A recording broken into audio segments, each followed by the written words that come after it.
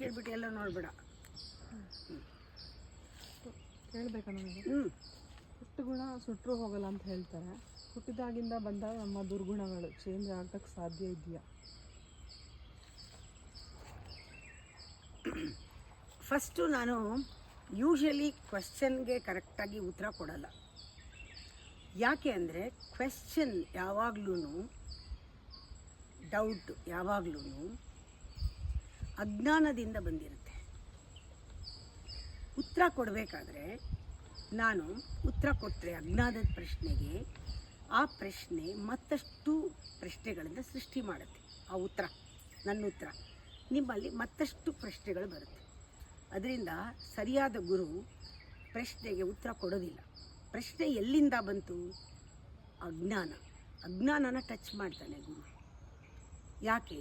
ನೀ ಕೇಳಿದ್ದು ಹುಟ್ಟು ಗುಣ ಯಾಕೆ ಸುಟ್ಟರೂ ಹೋಗಲ್ಲ ಅಂತ ಹೇಳಿದೆ. ನಾವು ಎಷ್ಟು ಅದನ್ನು ಮಿಸ್ಇಂಟರ್ಪ್ರಿಟ್ ಮಾಡಿಬಿಟ್ಟಿದ್ದೀವಿ ಅಂದರೆ ಬೇರೆ ಅರ್ಥ ಕೊಡೋ ಹಾಗೆ. ಹುಟ್ಟು ಗುಣ, ಹುಟ್ಟು ಅಂತಾನೆ ತಗೊಂಡ್ರೆ ಸೋರ್ಸ್, ಹುಟ್ಟು ಜನಿತವಾಗಿರೋದು, ನಮ್ಮಲ್ಲೇ ಉದ್ಭವ ಆಗಿರೋದು, ಹುಟ್ಟಿರೋದು, ಕ್ರಿಯೇಟ್ ಆಗಿರೋದು. ಆ ಗುಣ ಪರಮಾತ್ಮನ ಸ್ವರೂಪ. ಅದು ಕಂಪ್ಯಾಷನ್, ದಯೆ, ಕರುಣೆ, ಪ್ರೇಮ, ಆಲ್ ಡಿವೈನ್ ಕ್ವಾಲಿಟೀಸ್ ನಮ್ಮ ನಿಜವಾದ ಹುಟ್ಟು ಗುಣ.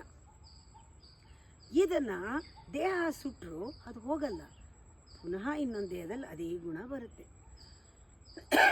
ಅದಕ್ಕೆ ಋಷಿಗಳು, ಹಿಂದಿನವರು, ಜ್ಞಾನಿಗಳು ಹುಟ್ಟು ಗುಣಪ್ಪ ಅದು ಸುಟ್ಟರು ಹೋಗಲ್ಲ. ಸುಟ್ಟಾಗ ಎಲ್ಲ ನಿಂದು ಅಕ್ಯುಮಿಲೇಟ್ ಮಾಡಿರೋ ಗುಣಗಳೆಲ್ಲ ಹೊಟ್ಟೋಗುತ್ತೆ. ನಿನ್ನ ದೇವ್ರು ಕೊಟ್ಟ ಗುಣ ಎಲ್ಲೂ ಹೋಗಲ್ಲ, ಇದೇ ನಿನ್ನ ಹತ್ರ ಅಂತ. ಆದರೆ ನೀವೇನು ಅಂದ್ಕೊಂಡಿದ್ದೀರಾ, ನಾನು ಹುಟ್ಟಿದಾಗ ಬಂದಿದ್ದು ಅಂತ. ಇಲ್ಲ, ನಿಮ್ಮಲ್ಲಿ ಅಹಂಕಾರ ಹುಟ್ಟಿದಾಗ ಕೆಲವು ಗುಣಗಳು ಹುಟ್ಕೊಂಡಿವೆ. ಅದು ಅಹಂಕಾರ ಸತ್ತಾಗ ಹೊರಟೋಗುತ್ತೆ. ಗುರುಗಳ ಹತ್ರ ಬಂದ ತಕ್ಷಣ ಅಹಂಕಾರ ಸಾಯತ್ತೆ, ನೀವು ಅಕ್ಯುಮಿಲೇಟ್ ಮಾಡಿದ ಗುಣ ಹೋಗುತ್ತೆ, ನಿಮ್ಮ ಹತ್ರ ಇರೋ ಗುಣ ಕಾಣುತ್ತೆ.